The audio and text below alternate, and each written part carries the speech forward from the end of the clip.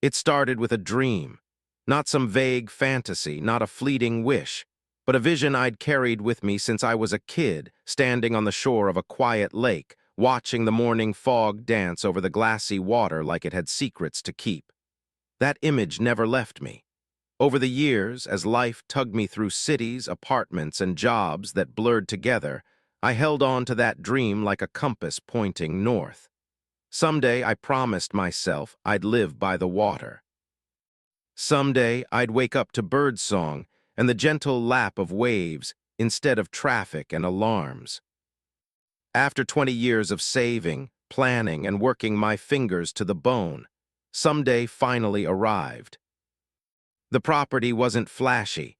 It wasn't some luxurious waterfront estate with fountains and tennis courts. It was modest but perfect. A small, weathered house with a wide porch, nestled beneath tall pines, with a backyard that rolled down into the shimmering embrace of a spring-fed lake. I still remember the first morning I woke up there. The world was hushed, like the earth itself was holding its breath. Mist curled over the water, and I sat on that porch with a mug of coffee, sketching out ideas for a little boathouse. Nothing extravagant, just a place to store kayaks, maybe a cozy corner with a hammock and a grill. I imagined barbecues in the summer, teaching my kids to paddleboard and letting our golden retriever, Scout, leap off the dock with wild abandon. For the first time in years, I felt like I'd made it. Not in a flashy way, but in the way that matters. The property, like most in the area, was part of an HOA. At first, I didn't think much of it. The rules seemed reasonable. No neon paint, no junk cars, no roosters crowing at 5 a.m. fine by me. I was a quiet neighbor with quiet dreams.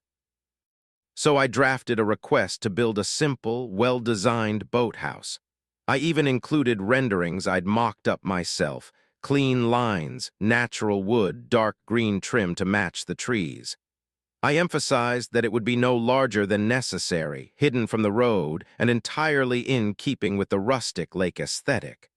I dotted every I, crossed every T. It felt like a formality. I sent it in with a smile. 2 weeks later, I got the letter. At first, I thought it was a joke, or maybe a misunderstanding. But no, it was very real. I opened the envelope and read the words 3 times, each one sinking like a stone in my gut. Your request to construct a boathouse structure has been denied. Such additions are not in alignment with the community's vision of aquatic simplicity and aesthetic harmony. Aquatic simplicity, aesthetic harmony, what kind of pretentious nonsense was that? Then I saw the handwritten note at the bottom, the cherry on top. Perhaps stick to floating a canoe instead. That smiley face, that smug little curl of ink. I felt my cheeks go hot with a mix of confusion and anger. This wasn't just a denial, it was a dismissal, a mockery. Like my dream, my plans, my life here didn't belong. Like I didn't belong. I tried to give them the benefit of the doubt. Maybe they misunderstood. Maybe if I explained in person, they'd see reason. I sent an email asking to speak with someone and got a canned response directing me to the next board meeting. So I went. I wore my best jeans, brought printouts of the design, and even brought homemade muffins, trying to be neighborly. I sat through 20 minutes of mundane updates about speed bumps and fence paint before they called my name. And then it happened. The board president, a woman named Cheryl with frosted hair, a rhinestone cardigan, and the permanent expression of someone who smells something unpleasant, leaned into her microphone and gave me a smile that didn't reach her eyes. Mr. Henderson, we reviewed your request thoroughly, and while your drawings were cute, we don't feel a boathouse suits the vibe of our community. She actually used air quotes around the word vibe. I tried to explain the design, the materials, the minimal impact. but she waved me off with one perfectly manicured hand. "You seem new to how things work around here," she said, sweet as poison. "We value the lake's natural look. That's why we recommend folks enjoy the water the old-fashioned way. A canoe, maybe a floaty." People laughed. Laughed. I stood there holding my drawings like an idiot, trying to keep my voice steady. My dream was nothing to them, just a punchline. That night I sat alone on my porch, the lake quiet under the moonlight. Scout rested his head on my foot, and I just stared out across the water. They didn't just deny a structure, they denied me, my vision, my place here. But as the minutes passed, something shifted inside me. That humiliation, that sting of being dismissed. It lit a fire. Because if they thought they could kill my dream with a smiley face and a snide remark, they didn't know who they were dealing with. I didn't sleep much that night. My mind kept replaying that board meeting like a broken record. The smirks, the laughter, the way Cheryl, Miss Aquatic Simplicity herself, spoke to me like I was some clueless outsider trying to bring chaos to their precious little lake. But the more I sat with that anger, the more it hardened into something else. Resolve. The next morning, I pulled the rejection letter back out and read it again, slowly this time. I wanted to see exactly how they'd worded it. Structure not in alignment, aesthetic harmony detracts from natural shoreline. I underlined every vague phrase. It was written like it was meant to confuse, like they wanted wiggle room to say no whenever they felt like it. And that final note, stick to floating a canoe, that wasn't just rude, that was a challenge. So I took it personally. I sent one more email, polite, respectful, hopeful, asking to speak to the board informally. No response. A few days later, I tried again. This time, I got a curt message from the HOA secretary saying all decisions were final and no appeal process existed. "Thank you for understanding." I didn't. I showed up at the next meeting anyway, thinking maybe, just maybe, face to face I could get them to reconsider. I sat quietly through the roll call and budget updates, holding on to hope.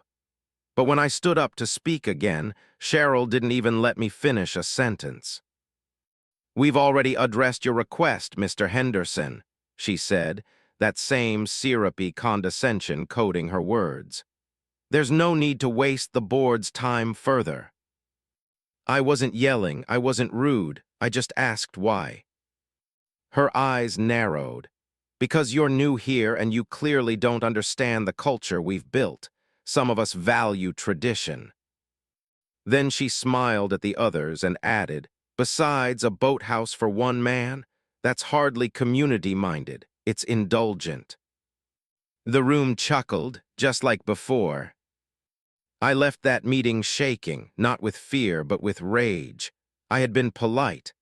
I had followed every rule, filled every form, even offered muffins for crying out loud. And still, they shut me down like I was a problem instead of a neighbor. I sat in my car outside the community center for over an hour, just staring at the lake through the windshield. Thinking, replaying every word.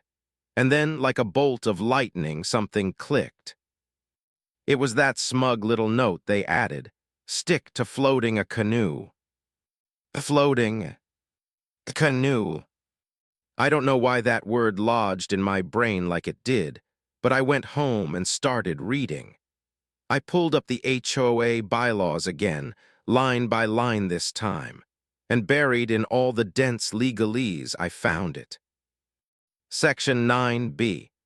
No permanent structures shall be erected within 50 feet of the shoreline unless approved by the Architectural Review Committee. That's what they used to deny me. But then, right under that, in smaller print, almost like an afterthought, this restriction applies solely to structures affixed to the land.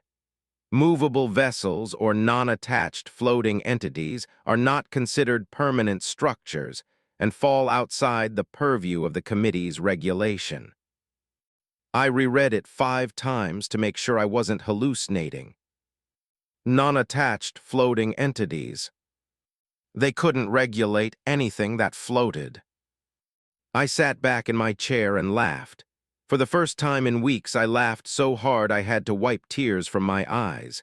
That smug rejection letter, that patronizing smile, that awful smiley face, it had all pointed me straight toward their blind spot, their weakness, their loophole. I scheduled a consultation with a local property attorney the next day.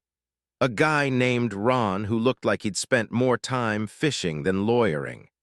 I showed him the bylaws and explained what I wanted to do. He raised an eyebrow. "You're telling me you want to build a house on a platform that floats on the lake?"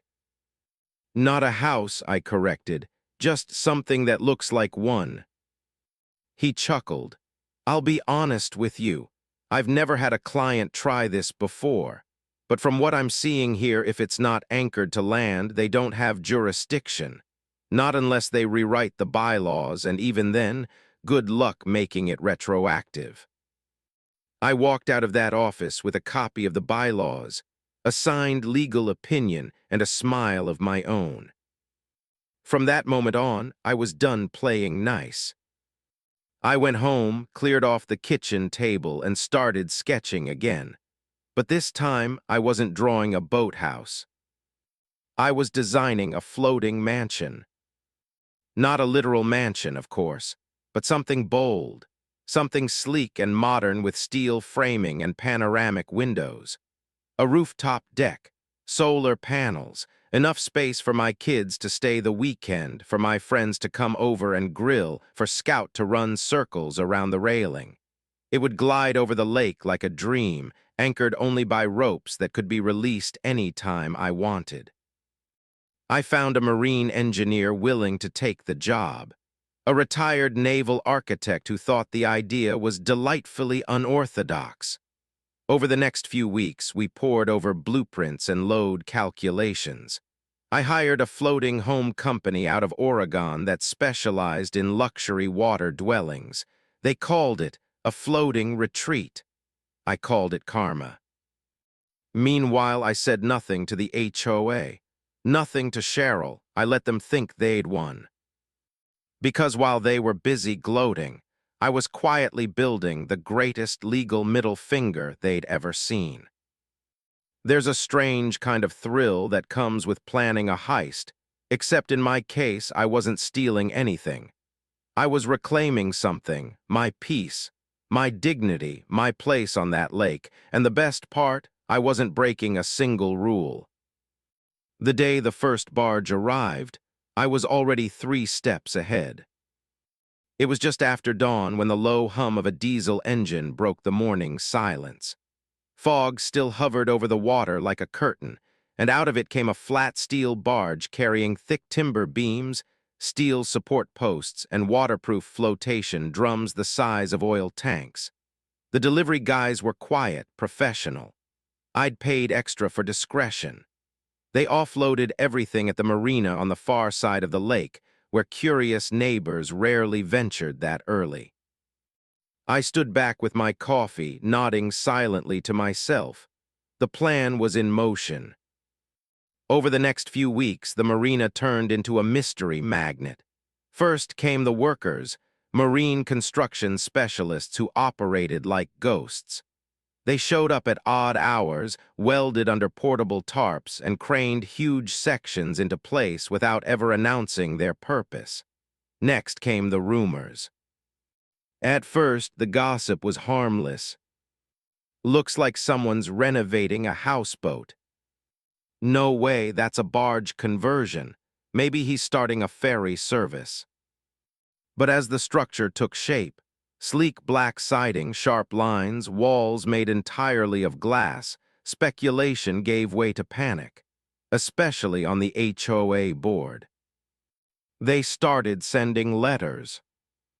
At first, they were cautious, curious. "We've noticed increased activity at the marina and would appreciate clarification regarding the nature of your project." I didn't respond. I didn't have to. The marina wasn't part of HOA jurisdiction. They had no right to know. Next came the veiled threats. The community has standards and expectations regarding visible structures and water usage. I still said nothing. Every time they reached out, I sent a copy to my lawyer, Ron. His responses were clinical, professional, and always attached with a copy of their own bylaws. Then came the day I saw Cheryl standing at the end of her dock, binoculars in hand. She was staring straight across the lake, lips pressed tight, watching as workers installed the second-story railing on what now looked unmistakably like a home. Not a boat, not a shack. A stunning, modern structure with architectural intention. I waved at her.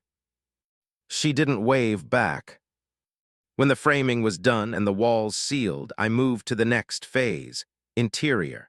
While the HOA fumed across the water, I was laying down maple floors, installing smart lighting, and bringing in a local artist to hand-paint a mural of the lake's wildlife across one wall. I had a full kitchen put in, a rain shower, and a rooftop fire pit. It wasn't just a floating building, it was a floating lifestyle, and I was going to enjoy every inch of it. Cheryl tried again.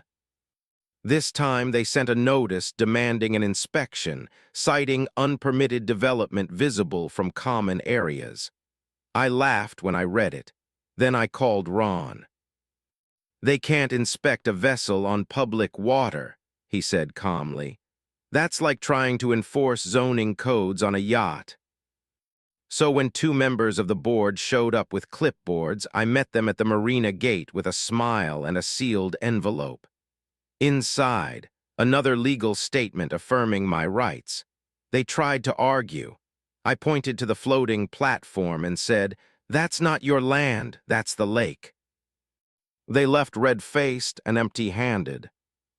Weeks later, with construction finally complete, I stood on the deck of my floating home and took a deep breath. The sun was just rising, casting gold across the lake. Scout wagged his tail at my side, already used to the gentle sway of our new sanctuary. It was time. We towed the structure slowly from the marina, a small tug guiding us across the water like a parade float on calm waves. People came out of their houses and stared, mouths open. Phones recorded. I saw kids pointing, neighbors gathering, and at the far end on her porch with arms crossed and eyes wide stood Cheryl. As we pulled up to the dock I owned, my dock, I tossed the rope around a cleat and secured it loosely. No permanent attachment, nothing affixed, just a friendly visit from my legally untouchable home. I climbed to the top deck, popped a bottle of champagne, and raised my glass toward Cheryl. "Beautiful morning, huh?" I called out. She didn't answer, just stormed back inside and slammed the door. I took a long sip of champagne, leaned back in my deck chair, and let the satisfaction sink in. They thought they could break me with red tape and petty power plays. They thought I'd roll over. Instead, I floated. By the time the second bottle of champagne was uncorked, I could practically hear the HOA board's collective blood pressure rising from across the lake. They had no idea what hit them. Within 24 hours of my floating masterpiece docking in front of my property, I received the first of many letters. This one marked urgent. It was printed on HOA letterhead, but clearly written in a panic. It was a mess of bureaucratic buzzwords strung together like they might scare me into dismantling the entire structure. "Your recent installation constitutes a significant visual disruption," it read. "It detracts from the uniform character of the lakeside community and constitutes a misuse of the lakefront space." I couldn't help but laugh. Visual disruption. Was that even a thing? Since when did they own the view? My lawyer, Ron, thought it was hilarious, too. "They're flailing," he said. They know they can't touch you, but they're hopping you don't know that. I knew, oh, I knew. I'd read their bylaws more times than they had. I had highlighted, underlined, cross-referenced. I knew every comma in that rule book, and the key fact remained unchanged. My floating home wasn't affixed to land, wasn't built on the shoreline, and was, legally speaking, a vessel. A vessel they had zero control over. That didn't stop them from trying. The next HOA meeting was standing room only. I didn't attend, but someone posted a video to the neighborhood forum, and I watched it like it was Netflix. Cheryl stood at the podium, her voice tight, her blouse ironed to within an inch of its life. "This monstrosity," she said, motioning toward a large printed photo of my floating home, "represents a direct assault on our community's identity. If we allow this thing to remain, what's next? Floating casinos, floating tattoo parlors." People in the room actually laughed, but she wasn't joking. She looked around like a preacher scanning her flock for sinners. "We must enforce the spirit of our community guidelines. We must preserve our lakeside culture." There it was. The spirit of the rules. Not the actual rules, not the written bylaws, just the vibe she personally liked. 2 days later, she showed up at my dock. I was out on the deck grilling salmon, Scout snoozing at my feet. She stood on the grass in her tennis skirt and pastel sweater, arms crossed like a statue carved from condescension. "Mr. Henderson," she called out, "we need to talk." I didn't look up from the grill. "Everything all right, Cheryl?" She gave a tight smile. "You know exactly why I'm here." I set down my tongs and walked to the edge of the deck, stopping just short of where the rope tethered us loosely to the dock. "Technically," I said, "you're speaking to a boat." Her jaw clenched. "This is not a boat, it's a floating eyesore." "Funny," I said, "the lake disagrees." She took a breath, tried to calm herself. "We've had multiple complaints from residents about your structure. They say it's ruining the aesthetic continuity of the shoreline." "Is that so?" I said, stepping onto the gangway just close enough that she could hear the smile in my voice. "Because the bylaws only regulate permanent structures on land. This floats. It sails. It's classified as a vessel by both the Coast Guard and the county assessor. So technically—" "You're exploiting a loophole," she snapped. I nodded. "I'm using a loophole. You're the one who left it open." Her face turned the color of a sunburned tomato. "You're destroying everything this community stands for." I leaned against the rail, calm as ever. "No, Cheryl, I'm just living on the water, exactly like your rules allow." She stood there, furious and speechless. Scout, sensing the tension, let out a lazy bark and wagged his tail like it was a game. That moment, God, that moment, it was everything.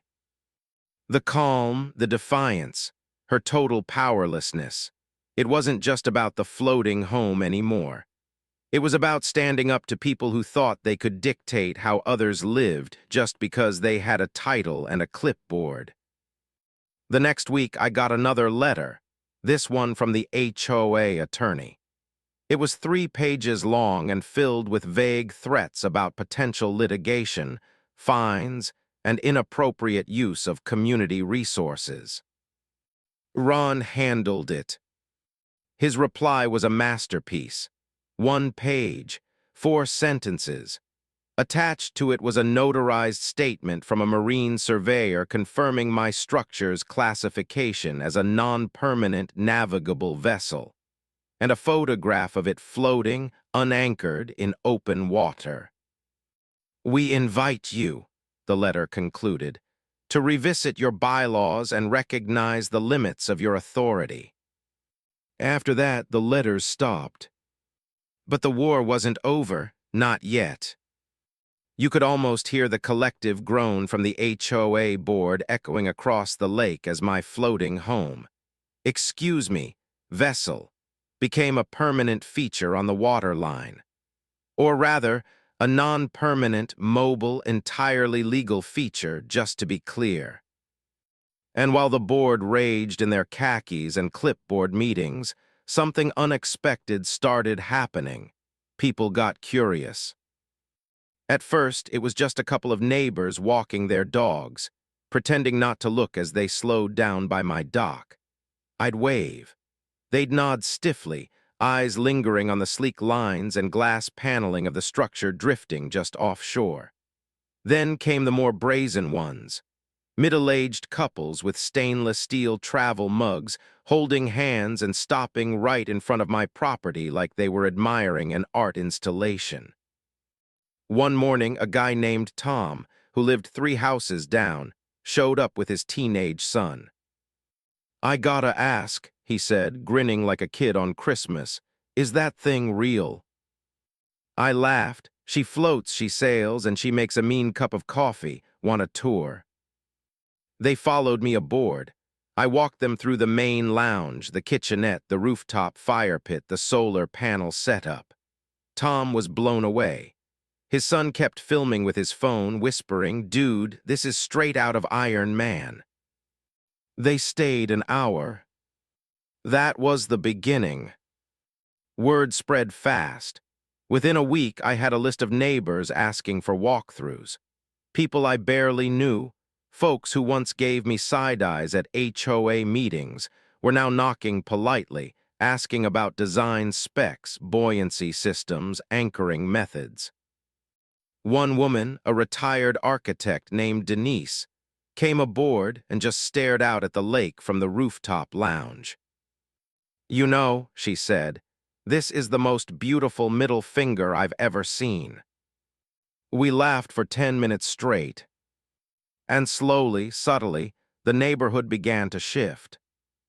At the next HOA meeting, Cheryl proposed an emergency amendment to the bylaws, a total ban on floating residences.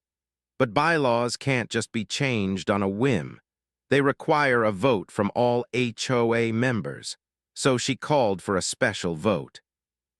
I showed up that night for the first time since my original humiliation. I wore a nice shirt, shook hands, smiled politely. And I watched her lose. Barely half the community showed up to support her. The rest, neutral or quietly on my side, a few, like Tom and Denise, even stood up to speak on my behalf. Innovative use of space, eco-conscious living, inspiring independence.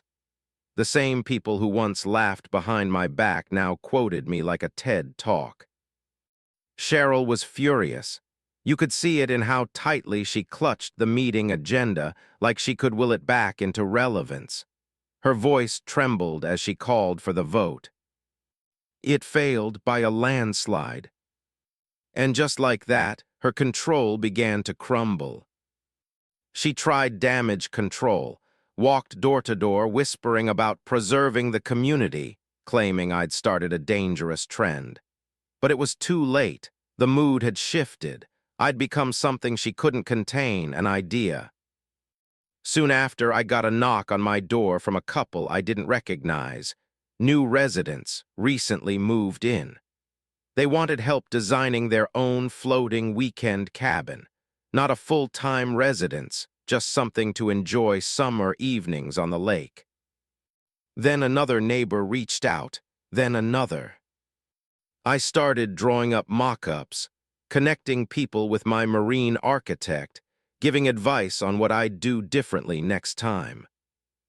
And Cheryl, she stopped showing up to meetings altogether. The final nail in the coffin came during the annual HOA election. She ran unopposed and still lost. The board replaced her with a mild-mannered retired teacher named George who walked up to me the week after he was elected and said, "You know, I think we all needed to be reminded that rules exist to serve people, not to control them." It felt good. Not just to win, but to watch the community come alive. People started opening up, building backyard projects, planting things they'd been told were non-compliant. The atmosphere shifted from rigid control to quiet empowerment. And I just floated there through it all, glass of wine in hand, watching it unfold from my deck. By early fall, the lake had transformed. Not just the water itself, but the people around it. There was a different kind of energy in the air, like the whole neighborhood had exhaled a breath it didn't even know it was holding. Lawns looked a little more personalized, not uniform and artificial. Families started gathering outside more often, having conversations that went beyond lawn care or garbage pickup. For the first time, it felt like a real community. And yet through it all, my floating home remained the symbol of it all. The rebellion. The proof that creativity, resilience, and a little legal knowledge could topple even the most smug, power-hungry system. I was sitting on the deck one evening, feet up, coffee in hand, when Denise stopped by again. She leaned on the railing and looked out over the lake like it was hers too. "Did you ever think it'd go this far?" she asked. I laughed. I thought I'd get a boathouse and maybe some peace. Didn't plan on starting a revolution. She smiled. Funny how the smallest push can tip everything. And she was right. It wasn't just about me anymore. The neighborhood had changed. Not because I'd fought the HOA and won, but because I'd shown them it was possible to not comply and still be right. It started showing in strange places. I noticed neighbors who used to keep to themselves were suddenly swapping tools, offering to help each other repaint decks or repair fences.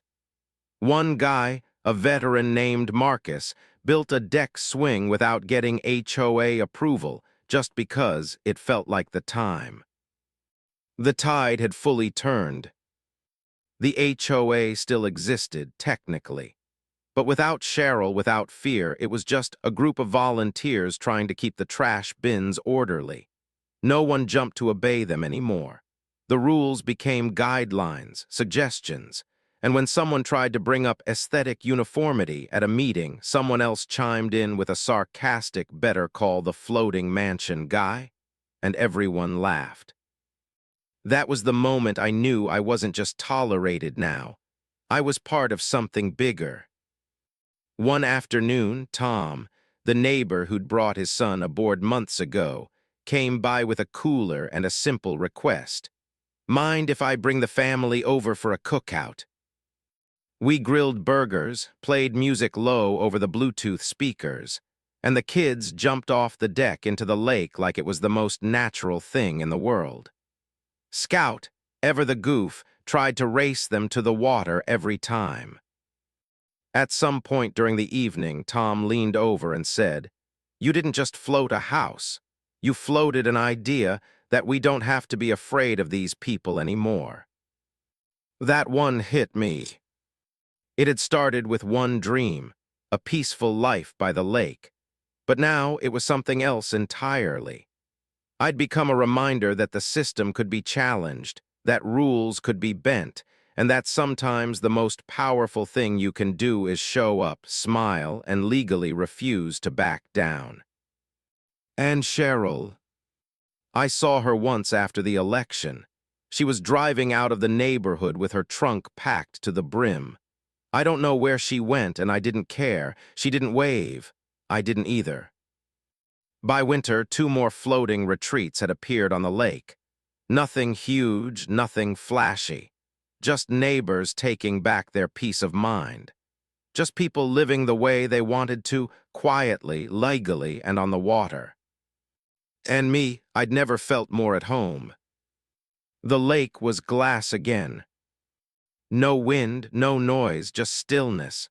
A kind of stillness you don't hear much in the world anymore, not unless you fight for it. And let me tell you, I fought for it. That evening, I climbed up to the rooftop deck of my floating home with a drink in one hand and Scout trotting close behind me. He knew the drill.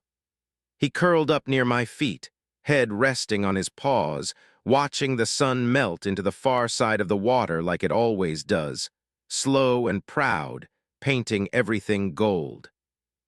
I leaned back in my chair and let it all sink in.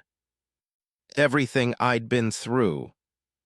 The excitement of finding this property, the joy of dreaming, of sketching out that little boathouse on the porch back when I still thought dreams and approval forms could coexist. I remembered how quickly that joy turned to ash when Cheryl and her cronies turned me into a punchline. I remembered standing there, holding my blueprints while the room laughed, feeling humiliated and small. I remembered thinking I'd made a mistake coming here. But I also remembered the moment it all flipped. That one line buried in the bylaws, the loophole, the non-attached floating entity clause that changed everything. The look on Cheryl's face when I docked that masterpiece right in front of her perfectly manicured rage.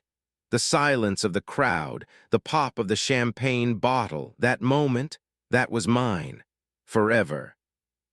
And now, months later, here I was, still floating, still untouchable. Still free. I swirled the glass in my hand, watching the ice clink against the sides. The stars were just beginning to appear above me one by one like little witnesses to everything that had gone down.